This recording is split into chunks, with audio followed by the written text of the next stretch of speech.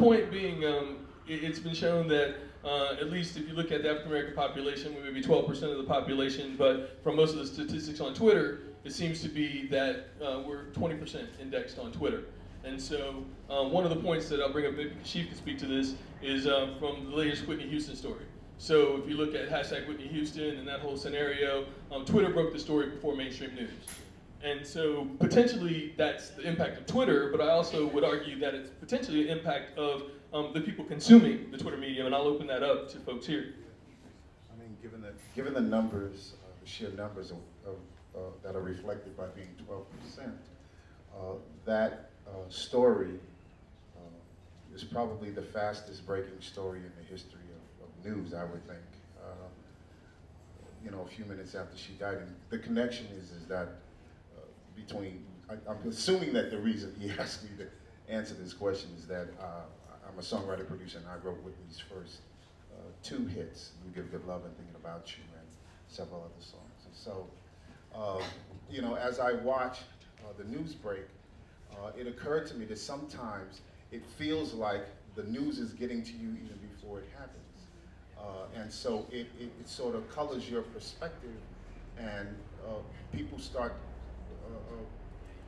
developing their feelings about whatever the news is that's breaking, is sort of in unity. You know, it's like a uniform development, whereas, you know, back in the day, news traveled and the story got a chance to change hands many times and develop into all sorts of ridiculous incarnations of that same story. But with the Whitney Houston story, it came out so quick, and I think it stunned the whole world at the same time. Now, I must humbly admit that I am the person in the room who knows the least about social media.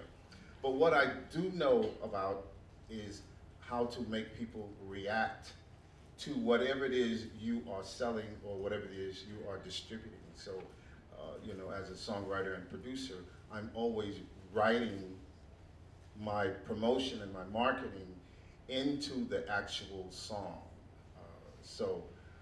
For instance, this last Whitney Houston album, I wrote a song called I'm in Love with Sex and Music. And while the title doesn't reflect the importance of the marketing, inside the song I said I'm out with my girls and I'm doing the thing that I was born to do. And so the marketing is in because I'm speaking directly to all of the people who were in support of Whitney's comeback. And it's written right into the song, and then I talked to the DJ, hey DJ, put on my favorite song. And of course, you know, this was a club song, and so it affects the DJ. And so the marketing, Kevin asked me to speak about the importance of understanding who your demographic is and what you're saying to your demographic.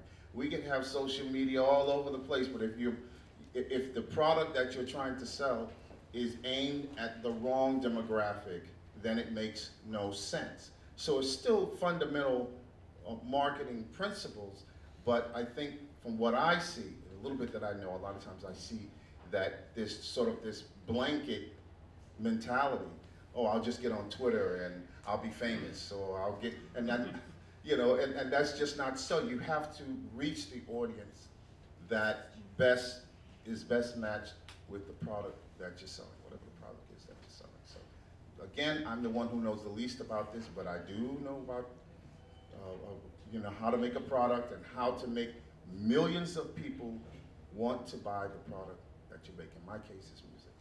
I'd love to hear